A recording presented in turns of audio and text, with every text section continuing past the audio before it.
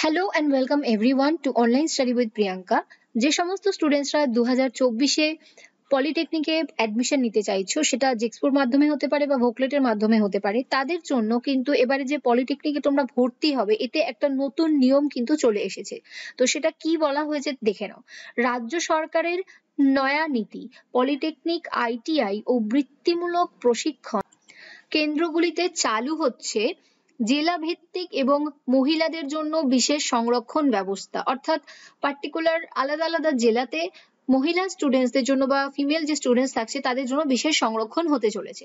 তবে কলকাতা, 2 চব্বিশ পরগনা, হাওড়া এবং নদিয়ার কল্যাণী, হুগলির চুঁচড়া, চন্দননগর ও শ্রীরামপুর মহকুমার ক্ষেত্রে জেলাভিত্তিক সংরক্ষণ হচ্ছে না। অর্থাৎ প্রত্যেকটা জেলার যে স্টুডেন্টস আছে তাদের জন্য কিন্তু পার্টিকুলার একটা সার্টেন অ্যামাউন্ট অফ সিট সংরক্ষণ করা থাকে।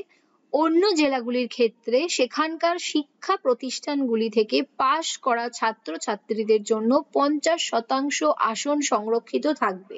অর্থাৎ তুমি যে জেলা থেকে বিলং করছো সেইখানের যে পলিটেকনিক কলেজেসগুলো আছে সেখানে পার্টিকুলার সেই জেলার স্টুডেন্টসদের জন্য কিন্তু 50% আসন সংরক্ষণ করা থাকবে।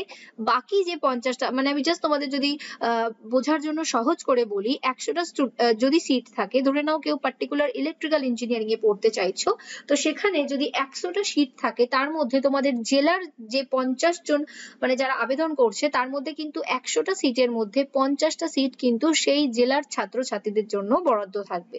এছাড়াও সব জায়গাতেই ছাত্রছাত্রীদের জন্য 20% আসন সংরক্ষিত থাকবে এবং ছাত্রীদের জন্য মেয়ে স্টুডেন্টসদের জন্য যারা আছো তাদের জন্য কিন্তু 20% সিট সংরক্ষণ করা হবে।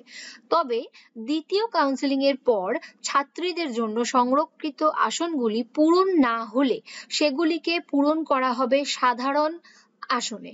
অর্থাৎ 20%, অর্থাৎ 100টার মধ্যে যে 20টা মেয়েদের জন্য সিট থাকছে সেটা যদি কোনো কারণে ভর্তি না হয়, তাহলে তোমাদের দ্বিতীয় কাউন্সেলিং অর্থাৎ ফার্স্ট কাউন্সেলিং এ যদি ফিল না হয় এবং সেকেন্ড কাউন্সেলিং এ যদি ফিল আপ না হয়, ছাত্রীরা যদি অ্যাডমিশন না নেয়, তো সেক্ষেত্রে কিন্তু সেটাতে মানে সাধারণ আসনে পরিণত হবে। অর্থাৎ সেখানে ছেলেদেরকেও কিন্তু ভর্তি হওয়ার সুযোগ দেওয়া হবে। পাহাড়ের ক্ষেত্রে স্থানীয়দের ভর্তি করার কাজকে অগ্রাধিকার দেওয়া হবে। জিএ এই পরীক্ষায় সরি প্রক্রিয়া সরি জিটিএ এই প্রক্রিয়া সম্পন্ন করবে। পাহাড়ের প্রতিষ্ঠানগুলিতে অবশ্য অন্য এলাকার ছাত্রছাত্রীদের ভর্তির সুযোগও থাকছে। অর্থাৎ পাহাড়ি এলাকায় যে সমস্ত কলেজ আছে সেই সমস্ত জায়গাতেও কিন্তু অন্যান্য স্টুডেন্টসরাও ভর্তি হতে পারবে। পলিটেকনিক, আইটিআই এবং ভিটিসি গুলিতে ভর্তি সংক্রান্ত নতুন নীতির বিজ্ঞপ্তি সম্প্রতি জারি করেছে কারিগরি শিক্ষা দপ্তর। প্রতিযোগিতামূলক পরীক্ষা এবং বোর্ডের পরীক্ষায় প্রাপ্ত নম্বরের ভিত্তিতে এই 3 শ্রেণীর কারিগরি শিক্ষা প্রতিষ্ঠানে ভর্তি করা হয়। অর্থাৎ এই যে তোমাদের পলিটেকনিক, আইটিআই বা ভিটিসি অর্থাৎ যে বৃত্তিমূলক শিক্ষা বা ভোকেশনাল এডুকেশন যেটাতে ভর্তি হয়, তো এগুলো প্রতিযোগিতামূলক পরীক্ষা। অর্থাৎ তোমাদের যে জেক্সপো ভোকলেট পরীক্ষা হতো সেটা, এবং তোমাদের নাম্বারের ভিত্তিতে কিন্তু মানে এটাতে ভর্তি নেওয়া হতো। কিন্তু এখানে দেখো কি লেখা আছে, নতুন নীতিতে বলা হয়েছে যোগ্যতা নির্ধারক পরীক্ষায় প্রাপ্ত নম্বরের ভিত্তিতে ভর্তি হবে। অর্থাৎ যোগ্যতা নির্ধারক পরীক্ষায়, অর্থাৎ যদি কোনো স্টুডেন্ট ফার্স্ট ইয়ারে ভর্তি হতে চাইছো পলিটেকনিকের মাধ্যমে, সেক্ষেত্রে তাদের মাধ্যমিকের নাম্বার, এবং যারা ভোকলেটে ভর্তি হবে সেক্ষেত্রে তাদের উচ্চ মাধ্যমিকের নাম্বারটা কিন্তু সেই নাম্বারের উপরেই তোমাদেরকে ভিত্তি করে ভর্তি হবে। পরবর্তীকালে তোমাদের সাথে আরো একটা নোটিশ আমি শেয়ার করব। মেধাই হবে একমাত্র বিবেচ্য বিষয়, নম্বর তাই হলে কি হবে সেটাও বলা হয়েছে। অর্থাৎ এক্ষেত্রে অনেক সময় দেখা যায় যে দুটি স্টুডেন্ট একই নম্বর পেয়েছে, তো সেক্ষেত্রে কি করা হবে, সেক্ষেত্রে অঙ্ক ও বিজ্ঞান বিষয়ে প্রাপ্ত নম্বরই বিবেচ্য। অর্থাৎ যদি কোনো স্টুডেন্টের যদি ধরে নাও টোটাল নাম্বার যদি সেম হয়, তাহলে সেক্ষেত্রে তার অঙ্ক এবং অঙ্কেও যদি দুজনে টাই হয়, সেক্ষেত্রে বিজ্ঞান এর নাম্বার দেখা হবে, যেটা তাদের বেশি থাকবে সেই স্টুডেন্টকে অগ্রাধিকার দেওয়া হবে। পলিটেকনিকের ডিপ্লোমা ইঞ্জিনিয়ারিং কোর্স করার জন্য ন্যূনতম শিক্ষা শিক্ষাগত যোগ্যতা মাধ্যমিক পাস, অর্থাৎ যারা ফার্স্ট ইয়ারে ভর্তি হতে চাইছো পলিটেকনিকের সেই সমস্ত স্টুডেন্টদের কিন্তু মাধ্যমিক পাস, যারা এবছর মাধ্যমিক দিচ্ছ তারাও কিন্তু ভর্তি হতে পারবে, এবং যারা আগে মাধ্যমিক দিয়েছো তারাও ভর্তি হতে পারবে, এবং যারা সেকেন্ড ইয়ারে ভর্তি হতে চাইছো তাদের জন্য কিন্তু উচ্চ মাধ্যমিক পাস বা আইটিআই পাস লেগে থাকে। আইটিআই গুলিতে বিভিন্ন ট্রেডে কারিগরি শিক্ষার কোর্সের জন্য অষ্টম শ্রেণী পাশের যোগ্যতা লাগে। ভিটিসি গুলিতে বৃত্তিমূলক শাখায় উচ্চ মাধ্যমিকে পড়তে গেলে মাধ্যমিক পাস আবশ্যিক, অর্থাৎ যারা বৃত্তিমূলক শিক্ষায় ভর্তি হবে বা ভোকেশনালে ভর্তি হবে তাদের জন্য কিন্তু মাধ্যমিক পাস। তবে এখানে অষ্টম শ্রেণী পাস করা থাকলেও বেশ কিছু বিষয়ে স্বল্প সময়ে কারিগরি প্রশিক্ষণ নেওয়া যায়। তো এটা নিয়ে আমি তোমরা বুঝতে পারছো, এটাতে ডিটেলস আমি যাচ্ছি না। অনেকের অবশ্য বক্তব্য ভিটিসি গুলিতে পরিকাঠামো, যাই হোক এটা আমি যাচ্ছি না। তো এখানে নেক্সট পয়েন্টটা দেখো, যে তবে সরকারের নতুন নীতিতে ভর্তির কাউন্সিলিং ও নথি যাচাই করার জন্য প্রক্রিয়া কিভাবে হবে সেটাও জানানো হয়েছে। নথি যাচাইয়ের জন্য আঞ্চলিক ভিত্তিতে প্রতিষ্ঠান নির্দিষ্ট করা হবে। অর্থাৎ তোমাদের যে আগে যেটা হতো যে ধরো কোনো স্টুডেন্ট দূরে কোনো কলেজে চান্স পেতো, তো সেক্ষেত্রে তাকে সেখানে যেতে হতো।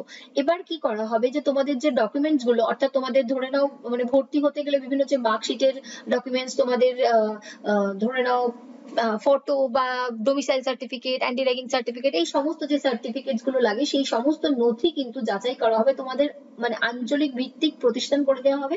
ধরে নাও তোমাদের পাশাপাশি কোনো যে পলিটেকনিক কলেজেস থাকবে সেখানে গিয়েই কিন্তু তোমরা ওগুলোকে যাচাই করিয়ে নিতে পারবে। এর ফলে ছাত্রছাত্রীদের দূরে যেতে হবে না, যেটা আগে খুব সমস্যা হতো যে একদম পার্টিকুলার অল্প সময়ের মধ্যেই কিন্তু ছাত্রছাত্রীদেরকে যেতে হতো সে যে কলেজে চান্স পেয়েছে সেখানে।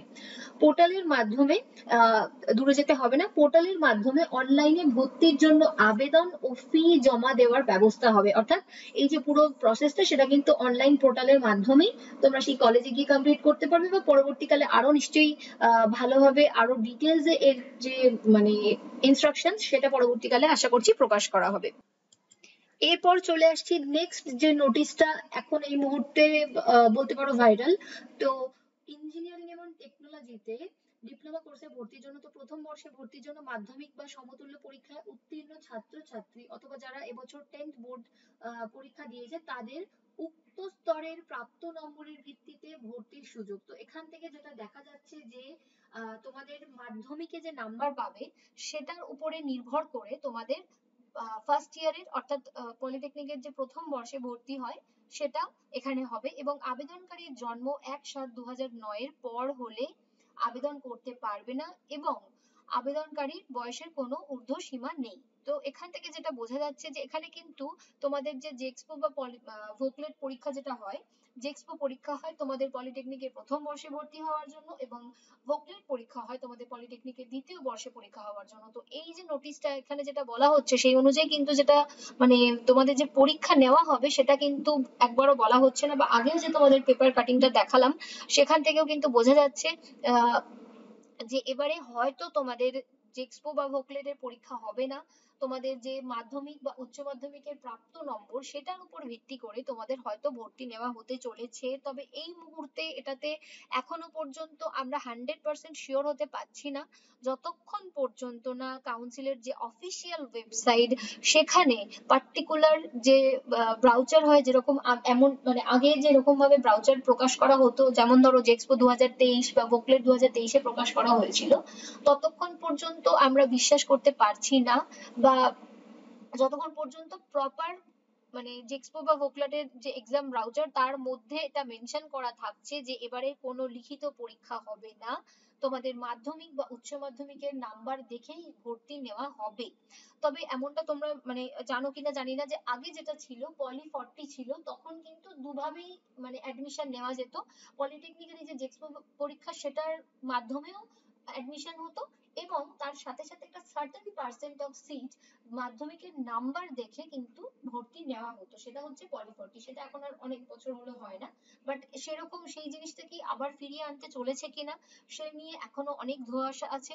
বা এরকমও করা যেতে পারে, বা হয়তো এরকম ভাবছেন যে নতুন নীতি অনুযায়ী যে একটা সার্টেন পার্সেন্টেজ হয়তো পরীক্ষার মাধ্যমে, মানে যেরকমটা আগে ছিল যে এক্সপো পরীক্ষার মাধ্যমেও কেউ ভর্তি হতে পারে, বা পলি 40 বা ওরকম অন্য একটা কিছু নাম দিয়ে যে মাধ্যমিক বা উচ্চ মাধ্যমিকের নাম্বার দেখেও ভর্তি নেবে, তো সেটাও হতে পারে। তো এই মুহূর্তে পুরো ব্যাপারটাই মানে একেবারে শিওর করে বলতে পারবো না, তবে একটুখানি বলতে পারি যে যদি তোমাদের পরীক্ষা নেওয়া না হয় সেক্ষেত্রে কিন্তু অনেক স্টুডেন্টের সমস্যা হবে।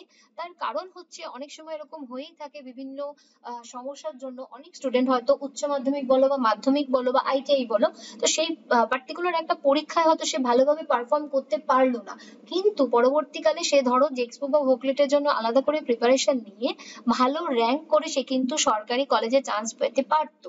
কেমন? তো সেটা যদি না হয় সেক্ষেত্রে কিন্তু অনেকেই হয়তো সমস্যার সম্মুখীন হবে।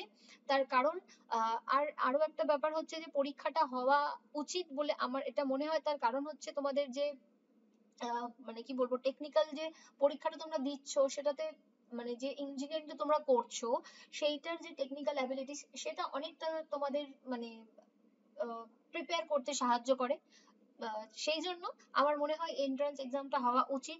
বাকি তোমরা যারা ভিডিওটা দেখছো, যারা 2024-এ জেক্সপো বা ভোকলেটের থ্রু পলিটেকনিকে অ্যাডমিশন নিতে ইচ্ছুক, বা তোমরা এর পরীক্ষায় অংশগ্রহণ করতে ইচ্ছুক, বা তোমরা এবারে ভর্তি হবে, সেটা নাম্বার থেকে হোক বা পরীক্ষা নিয়ে হোক, যাই হোক না কেন, তো তোমরা তোমাদের মতামত জানিও যে যদি এটা হয় এবার যে পরীক্ষা হবে কি হবে না, তোমরা কি চাইছো।